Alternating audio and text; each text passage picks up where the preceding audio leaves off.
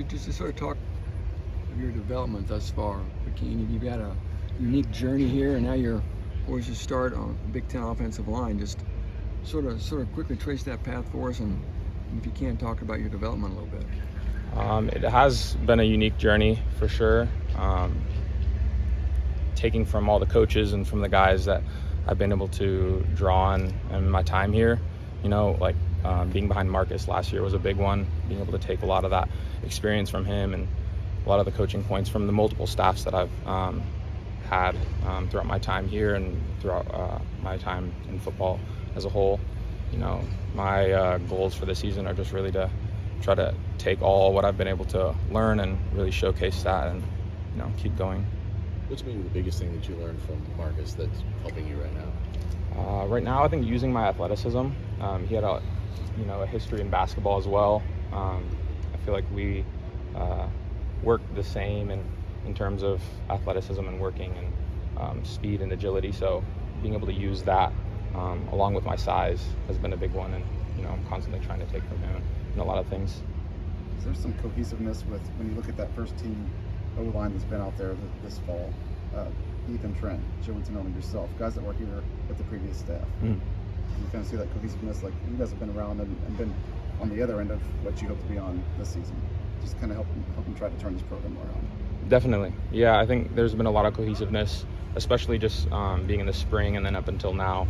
With the guys that came in, this summer was a good opportunity to gel and bond and create depth in the O-line room. But yeah, having a solid group of guys throughout the spring and the summer now going into season, I think we've had a good opportunity to create some cohesiveness for sure. How's this O-line group compared to the start of camp to now? The start of camp. We've had a pretty solid line throughout. We've changed a little bit, moved guys, cross-trained a little bit, but nothing too crazy. Yeah. You've seen some of the things that Joey's gone through, and obviously, even going into the season last year was still trying to catch up on some things. What have you seen from him this year in terms of just being ready for this opportunity? Oh, I think he's more than ready. I think from the time that he got here, he got here this spring of my first year too.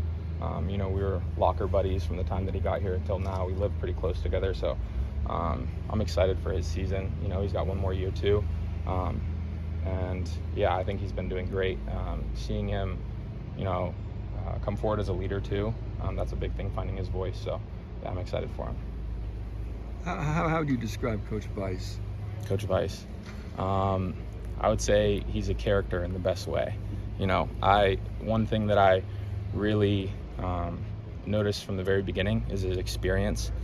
I have very little or growing experience in football now, and to see his 30-plus years of coaching, you can tell it from just the little tips he gives, things that he notices that you would never notice, and so that's something I've come to appreciate for sure. I'm just trying to take from that as much as I can. Are you the best basketball player on the team? I would say so, yeah. But that's up for debate. A lot of guys like to talk. You guys don't settle that somewhere? No, not right now. I think that in times in the summer, people try to, but want to stay safe for season and stay healthy. So. Sure.